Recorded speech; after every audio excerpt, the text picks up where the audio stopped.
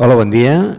Jo em dic Ramon Carbonell, treballo a l'Institut de Geociències Barcelona, del Consell, del CSIC, i en particular la meva especialitat és sismologia o visualització del subsòl, i en principi actualment estem desenvolupant moltes coses de visualització del subsòl per exploració minera. I abans de continuar us poso les conclusions. La meva xerrada, que està titulada Sostenibilitat, recursos minerals, un equilibri molt difícil de mantenir, sobretot si pensem que a cada explotació minera hem de ser ambientalment respectable amb la natura, amb la qual cosa això suposa un esforç molt gran. Les conclusions de la meva xerrada són bàsicament que si hem de continuar treballant en mineria i explotar minerals hem de fer una mineria responsable, intentar fer una restauració i una recuperació ambiental un cop les activitats mineres han acabat. Hem de tenir un coneixement detallat del subsòl, ja que tots els processos naturals, la pluja, l'erosió, afecten aquesta zona minera, amb la qual hem de tenir controlades totes les xarxes de drenatge per sobre i per sota. I aquests són les dues últimes recomanacions, són les recomanacions més aviat socials, que és moderació en el consum i reciclar, reciclar, reciclar.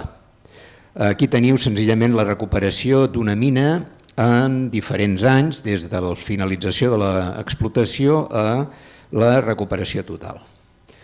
Començaré pel terme de desenvolupament sostenible, ja que la xerrada es titula Sostenibilitat.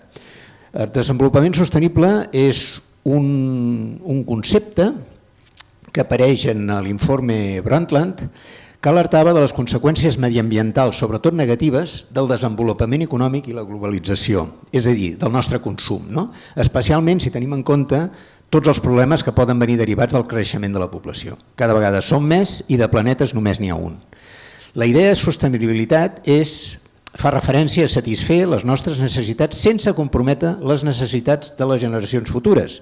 O sigui, que els nostres descendents puguin estar gaudint de menjar, de l'aigua i també dels nostres telèfons mòbils, de tablets, d'ordinadors, etc. Què són els recursos naturals? A part del menjar, que el teniu aquí, amb aquests animalons, tenim les roques i minerals. Actualment hi ha un informe del 2015 fet per la BBC en el qual s'alertava que si tothom al planeta consumís com el ciutadà mitjà dels Estats Units, caldrien actualment 5 planetes Terra per mantenir-nos. Això, de fet, és un repte bastant crític, tenint en compte que els recursos minerals estan a qualsevol part de la nostra casa. Tenim les parets que fan servir pigments que normalment poden tenir zinc, poden tenir titanium, poden tenir altres coses, tenim els nostres teixits que tenen les fibres, tenen elements d'aquests, tenim els nostres frigorífics que tenen una quantitat de minerals molt important. De fet, es calcula que cada any cada persona gasta 8 tonelades mètriques de recursos minerals. És una quantitat bastant esgarrifosa si tenim en compte que és per persona. A part de tots els recursos minerals que es fan servir en infraestructures, fabricació, equipaments de transport. De fet, la història humana, que està plagada de conflictes, aquests conflictes tenen unes arrels lligades a la mancança o localització de recursos minerals i energètics. Com veurem, els recursos minerals estan concentrats com a resultats de processos geològics. Aquí tenim bàsicament la taula periòdica dels 30 elements i aquesta que teniu aquí a la vostra esquerra, aquesta taula està deformada en funció de la quantitat d'aquest element que hi ha actualment a la Terra. Per exemple, l'oxigen és gran, l'hidrogen és gran, el cadmi també és gran, però hi ha altres elements, sobretot aquests d'aquí sota, l'europium, tots aquests d'aquí sota que apareixen en menors quantitats. I a dins de cada element, a dins de cada quadradet d'aquest, teniu aquest requadre blanc que senzillament és un telèfon mòbil i com veureu que 15 d'aquests elements apareixen a la fabricació de telèfons mòbils. Tenint en compte que en Europa cada mes es renoven 10 milions de telèfons mòbils, la situació pot arribar a ser crítica, especialment en aquests metalls que apareixen en poca quantitat, o almenys que els tenim localitzats en poca quantitat a la Terra. Per tant, aquesta situació s'agreuja si tenim en compte els altres aparatos tecnològics, com poden ser les cuines, les neveres, els vehicles, les joguines, etc. Fixeu-vos aquí, aquesta és l'evolució de Xangai el 1987 i Xangai actualment el 2021. És evident que aquí s'han fet ús d'una barbaritat d'aquests recursos minerals, tenint en compte uns pocs anys de canvi d'aquest sistema. Això a la Xina és evident que hem de, si volem mantenir aquest nivell, és evident que s'ha de reciclar i buscar noves alternatives. Aquí tenim una projecció del vehicle elèctric. Això només està fet pel metall de liti i de coure. Tenim aquest primer diagrama aquí, l'evolució de les necessitats de coure des de l'any 1990, on estàvem al voltant de 50, a l'any 2020, que estem al voltant de 150. I en blau tenim el liti, evidentment, que augmenta la necessitat d'aquest liti a mesura que anem augmentant, i això és degut a la necessitat d'aquest liti, sobretot a les bateries. Si el mercat accepta el cotxe elèctric, tenim dues projeccions del cotxe elèctric aquí, tenint en compte que el cotxe elèctric comença a fer-se popular al redor dels anys 20, de la nostra dècada actualment, si apareixés en el mercat o si hi hagués un 40% d'aquests cotxes elèctrics al final del 2040, les necessitats de liti haurien augmentat de manera extraordinària i s'haurien duplicat si el mercat hagués penetrat a un 80% dels cotxes elèctrics. O sigui, l'únic que vull demostrar amb això és que les projeccions de necessitat d'aquests metalls crítics seran absolutament molt grans. El mateix ens passa si mirem el cobalt. Aquest és un diagrama del cobalt i aquí tenim un altre diagrama del palladium. Veiem que la primera dècada, fins al 2000-2010, el consum o les necessitats són relativament baixes i a partir de 2010 aquestes necessitats en el cobalt, per exemple, augmenten extraordinàriament. I això és degut a que aquests metalls crítics cada vegada es fan servir en més i més processos detallats. Anem a veure a on es formen aquests tipus de minerals, com es formen. Els fenòmens geològics que determinen la generació de dipòsits minerals són principalment dos. Un és l'activitat tectònica que hi ha als límits de placa i el cicle natural de les roques. Doncs la roca, evidentment, és un material natural compost d'un únic mineral o un agregat d'una sèrie de minerals que estan consolidats. Llavors, s'emplaça en fenòmens magmàtics, aquest s'arrofreda, s'erosiona, passen els rius, es torna a depositar, passa per processos metamòrfics i genera un cicle. I tenim en compte que podem saltar d'un estat a un altre depenent de les condicions tectòniques. Això, més que res, el que vull fer un èmfasi és que els jaciments minerals, pel seu coneixement, necessitem un alt coneixement, un alt grau de coneixement de la geologia i la tectònica d'aquests processos. Si seguim els jaciments minerals, es poden formar de diferents maneres. He dit que es formen normalment per l'acció de la dinàmica de plaques i llavors tenim, per exemple, a la dinàmica de plaques hi ha diferents punts on tenim intrusions ígnies que són basals, que són els que porten normalment els minerals en forma amalgamada amb aquests magmes.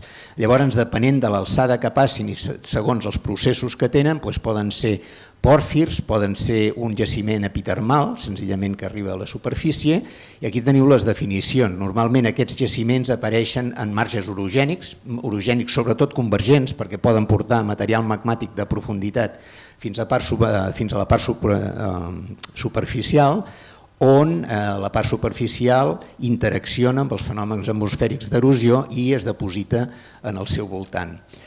Un pòrfir és una roca ígnea, és el nivell aquest d'aquí sota. Un BMS és un dipòsit de sulfurs molt gran, d'origen vulcanogènic. Normalment aquests es formen a les crestes oceàniques, al mig dels oceans on es genera escorça oceànica, i estan associats a jaciments de cobre i zinc, majoritàriament. Hi ha altres elements, hi ha or, hi ha plata, hi ha altres elements. I normalment, ja us dic, estan associats a l'activitat hidrotermal i sobretot amb volcans en ambients submarins, com serien les crestes oceàniques. El que denominem epitermal són jaciments que es troben a la superfície i interaccionen molt amb els processos erosius. I després estan els òxids de ferro, coure i or, que com veieu es poden trobar a diferents alçades, sobretot associat a activitat de fractures i falles. Aquí ho tenim una altra manera de veure-ho, tenim les diferents límits, un límit convergent aquí amb una capa de subducció, aquí al mig seria la cresta oceànica amb el tipus de jaciment de cobre i zinc, els VMS que dic jo, que són els Volcanogenic Massive Sulfide Deposits, i tenim als dos costats aquesta zona, una zona on hi ha activitat ígnea. Dic, normalment sempre els jaciments minerals estan associats o requereixen d'una intrusió magmàtica, normalment basàltica, que és la font que proporciona els minerals. Necessitem, perquè aquests jaciments minerals siguin econòmicament viables, necessitem una alta concentració de mineral. I aquests es donen a diferents llocs, sobretot on hi ha aquest tipus d'activitat volcànica.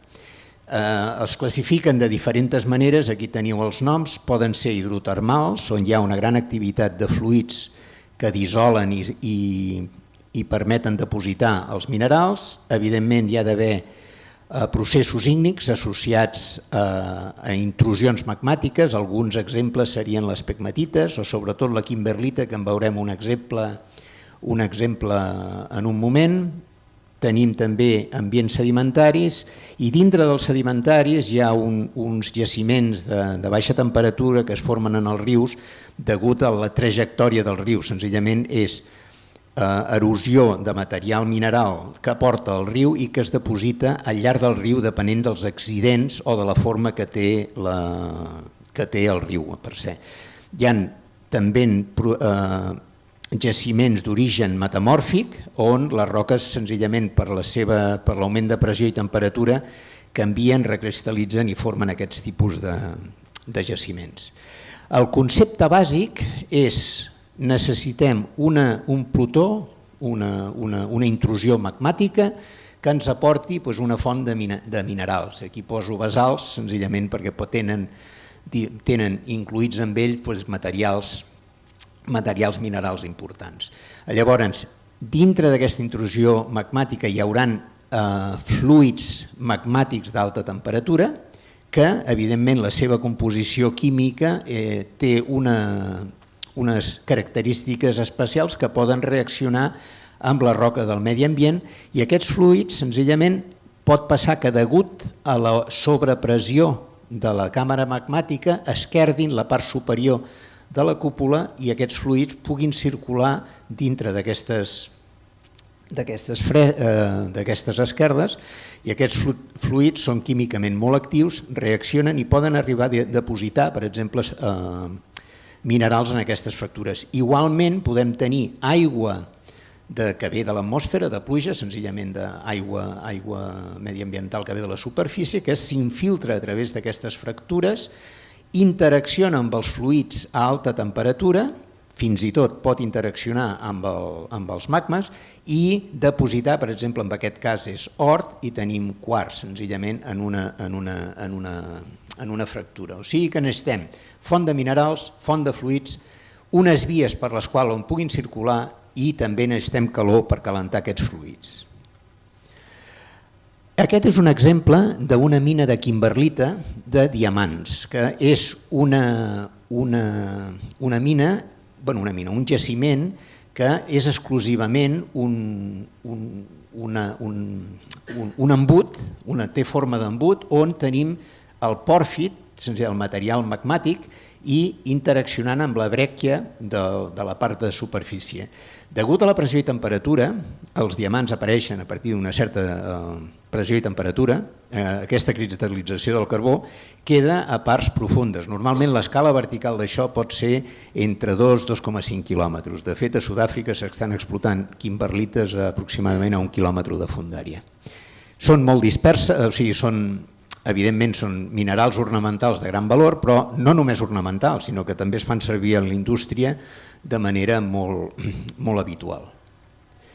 Una altra manera de tenir mineral o de tenir jaciment mineral és dintre d'una càmera magmàtica que hi hagi una deposició dintre del fluid magmàtic, doncs els materials que pesen més, com la cromita o els concentrats de magnetita, poden anar caient i es faci una deposició cristal·lina o una cristal·lització fraccionada, on tenim, senzillament es creen bandes, com les que tenim aquí, de materials molt pesants, amb diferent pes i diferent d'allòs, i acaben solidificant, creant aquestes bandes. Això és un altre jaciment d'aquest tipus, normalment que pot ser de magnetita i cromita. Aquesta deposició el que fa és una acumulació de fluids a la part superior, que el que pot fer és senzillament esquerdar, el que pot fer és esquerdar i crear esquerdes a la part superior i fer una espècie de que els fluids puguin fluir cap a la part superior i aquests fluids interaccionar amb la roca mare. Això ho tenim aquí més o menys explicat amb aquesta alteració hidrotermal. La càmera magmàtica, a part de tenir el volcán, pot haver creat esquerdes aquí i interaccionin els fluids precipitant ferro, coure, clor i aquest tipus d'àcids de sulfides que després es poden explotar. També, depenent de la fondària on tenim aquestes càmeres magnètiques, podrem tenir la formació d'uns minerals o uns altres. Es concentren minerals per fluids calents, circulen per fractures o per poros i els fluids s'escafen a prop dels cossos ignis i el gradient geotèrmic també participa. Si l'aigua és de fora, el gradient geotèrmic és que fa és la calenta, i al calentar-la, com que és químicament activa, reacciona amb aquests minerals i els diposita amb les seves esquerdes. Tiro més endavant. Normalment tots els jaciments minerals, com els de wolframi i el zinc, tenen associada una intrusió magmàtica, la qual ens pot indicar, és una estratègia d'exploració, és buscar la cúpula magmàtica d'un cert jaciment mineral. En aquest cas el que estem mirant és senzillament la localització de sistemes de pòrfir, com amb jaciments de coure, or i molibdè. I si els distribuïm en un mapa del món, el que veiem és que estan concentrats normalment a zones de subducció. Aquí tenim la subducció del Pacífic sota el continent americà, ja sigui Amèrica del Nord o Amèrica del Sud, tenim els Andes aquí, on hi ha una gran quantitat de jaciments d'aquest tipus, o a les Rocalloses. On també n'hi ha, veiem que estan distribuïts sobretot a la part nord del Tetis, que ara serien els Alps, al sud del Caspi, i una altra zona on n'hi ha és també a la subducció de l'Atlàntic, a l'altra banda del Pacífic, a la zona d'Àsia. Les crestes oceàniques, com he dit abans, les crestes oceàniques apareixen, hi ha una gran activitat magmàtica perquè s'està formant l'escorça oceànica. Llavors el que tenim és magmes rics en minerals i aquests fluids calents pugen cap a la superfície on troben aigua amb una composició salada, amb clor, amb sals marines i altres minerals. Evidentment es crea una reacció. Això, per exemple, és un d'aquestes fonts, se'n diuen black smokers, en una cresta oceànica i al voltant d'aquí es precipiten coure i zinc. Si aquesta escorça oceànica un cop hagi passat el temps anirà fluint cap als laterals i arribarà un moment en una zona de subducció que pels processos de subducció apareixeran a la superfície i aquests són els VMS, els Volcanic Massive Sulfide Deposits, que s'estan explotant, per exemple, a la faja pirítica de la península Ibèrica. O sigui, quan arribem a la zona de subducció aquests BMS col·lisionen, es fracturen i alguns d'ells ja passen a la part superior. A les zones de subducció també hi ha una part de fusió de l'escorça oceànica, que fusiona, evidentment, aquesta escorça oceànica porta sediments, aquests sediments porten minerals, aquests minerals s'incorporen als magmes que es fonen i pugen per la superfície, per les esquerdes, arribant a generar volcans. A part dels processos que apareixen a la cúpula, degut al canvi de temperatura, també es generen reaccions metamòrfiques en els contactes. Aquí tenim, per exemple, un cos intrusiu i en el voltant d'aquest cos intrusiu apareixen reaccions metamòrfiques. Els resultats d'aquestes reaccions metamòrfiques serien aquests dos casos. Tenim aquesta roca mare on tenim, degut al metamorfisme de contactes, s'han creat fluorita, s'ha posat calcita, s'ha posat esferelita, s'ha posat xilita. Xilita és un de les roques mares del wolframi que té moltes aplicacions de cara a l'enduriment del ferro o dels alloys metàl·lics. I aquest és un altre on tenim un metamòrfic una miqueta més regional, on tenim aquests granets que tenen el tamany d'una mà. Aquests són dos exemples de les reaccions metamòrfiques que generen minerals. Una altra part, senzillament, si tenim una deposició erosiva on hi ha elements minerals, l'aigua de pluja dissol aquests minerals, dissol part d'aquesta sedimentació i la porta on hi ha un component de, per exemple, la taula el nivell freàtic d'aigua, que degut a la seva profunditat està evidentment amb una temperatura diferent, que pot dissoldre aquests minerals, i això què passa? Que just a la part de sota es crea una zona d'enriquiment d'algun tipus de metalls precipitats al voltant de la zona del nivell d'aigües. Aquests podrien ser els casos d'ors o fins i tot de diamants arrossegats per aquest tipus d'erosió. Aquesta erosió, evidentment, també la pot arrossegar el riu, arriba al riu i es deposiciona a diferents llocs, depenent de la topografia que tingui, ja sigui el terra del riu o la forma del riu. Aquí en aquest meandre, per exemple, tindríem deposicions d'or en aquesta zona. Això era especialment important pels buscadors d'or a Califòrnia durant la febre de l'or. Normalment aquest tipus de deposicions trobem or, plata, estany i platí. Per l'exploració de recursos el que tenim en compte és un gran coneixement de la geologia i llavors el que tenim de localitzar són zones d'alteració, zones de fractura, falles i especialment que hi hagi un granit o una intrusió magmàtica i falles que permetin aquestes deposicions. Llavors, fem servir la geologia per identificar les estructures més favorables, localitzar les roques alterades per fluids i aquestes roques siguin químicament alterades, i normalment es fa geoquímica de roques i s'intenta reconstruir la història geològica. Hi ha un grapat molt gran de mètodes geofísics per l'exploració per minerals i aquí en tenim tot un servei. Tenim serveis prospecció magnètica, electromagnètica, GPR, una que s'està posant ara, sobretot a l'exploració minera, és la part de sísmica, especialment perquè degut a que estem exhaurint els dipòsits minerals més superficials i estem baixant a fondàries més grans, els altres mètodes no són tan potents i estem fent servir la sísmica, encara que a la sísmica li falta molta resolució per tenir imatges de gran idea, però que siguin molt resolutives.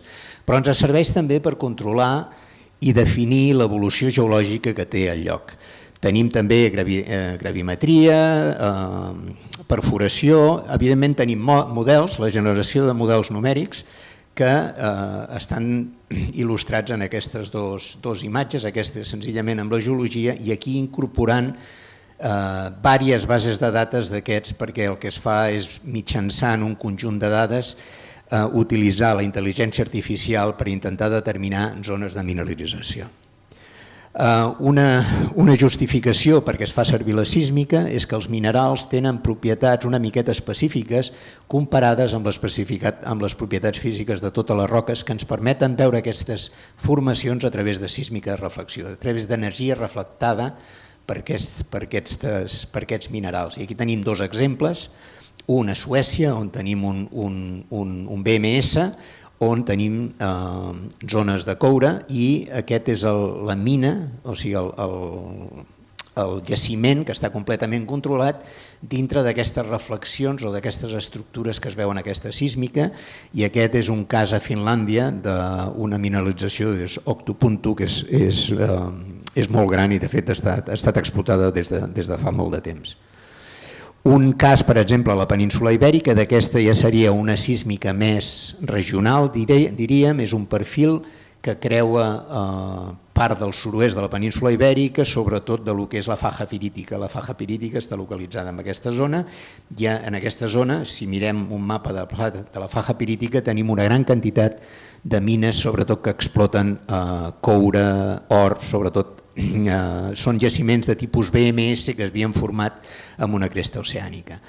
Una de les interpretacions importants d'aquest perfil sísmic és que hi ha una hipòtesi en què la càmera magmàtica que ha donat peu a molt dels jaciments pugui estar localitzada a una fondària de 14 quilòmetres i està exemplificada amb aquesta energia que es veu en aquest nivell. Un cop dit això sobre la formació de jaciments, passarem una miqueta a què passa quan s'obre una mina i què fem per obtenir el mineral de la mina. Es treu de la mina, evidentment s'ha de triturar i un cop triturada la pedra, evidentment amb la pedra tindrem una barreja dels minerals i de la pedra mare i el que fem és llavors mètodes per separar aquest mineral del reste de la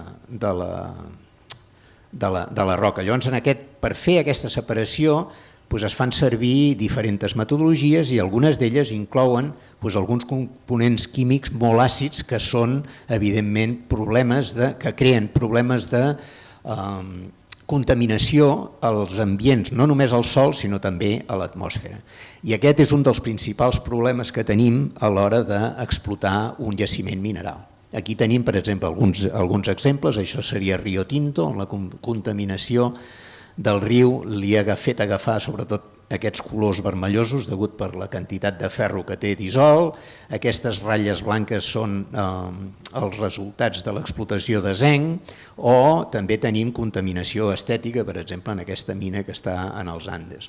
Alguns dels problemes són que es fan servir pel tractament d'aquest mineral materials relativament tòxics que queden exposats a la superfície de la mina, l'aigua més l'erosió dissolen aquests materials i els contaminants i els poden fer passar al subsol, fins i tot contaminant les aigües de consum normal. Un exemple és que als Estats Units, per exemple, hi ha 500.000 de mines abandonades que contaminen 19.000 rius o rierols, fent que la seva aigua no sigui apta pel consum humà. Un dels altres problemes que tenen és que aquestes mines abandonades, si no estan vigilades, poden tenir un col·lapse. Un altre procés que es fa servir per l'extrau de metalls és que es fa servir SO2, que alliberat a l'atmosfera pot ser causant de pluja àcida a fenòmens molt puntuals o molt locals. Ja he parlat de les aigües àcides riques en ferro que contaminen rius on hi pot haver-hi abundant pesca pel consum humà. Aquests problemes, a part de que són problemes molt reals i és una de les principals reticències a obrir noves mines, s'estan superant. I s'estan superant, evidentment, hi ha el disseny d'alguns tipus d'aïllament dels materials residuals, bàsicament, o també senzillament emmagatzemar d'alguna manera que es puguin vigilar, sobretot controlar els afluents més fluids que poden ser rics en components químics que no siguin aptes o que puguin contaminar el terreny. Per exemple, aquesta zona d'aquí és per treure el cianur del tractament de l'hort amb una mina d'hort. Hi ha aquesta formació que el que fa és canalitzar-la i així controlar les aigües residuals d'així. De fet, el que es fa és S'usen materials que neutralitzen l'acidesa, s'hi afegeix una coberta de terra superior amb un sòl que afavoreix el creixement de la vegetació, es modifiquen els talussos per poder controlar els afluents d'aigua, es planten vegetals locals o vegetals de creixement ràpid que puguin estabilitzar el sòl, i en un futur també hi ha llocs on es fan servir algun tipus de fang, com seria el cas aquest d'aquí, que porten a tenir una part de biotecnologia important, que poden fer el tractament de les aigües residuals i modificar la composició orgànica del sòl.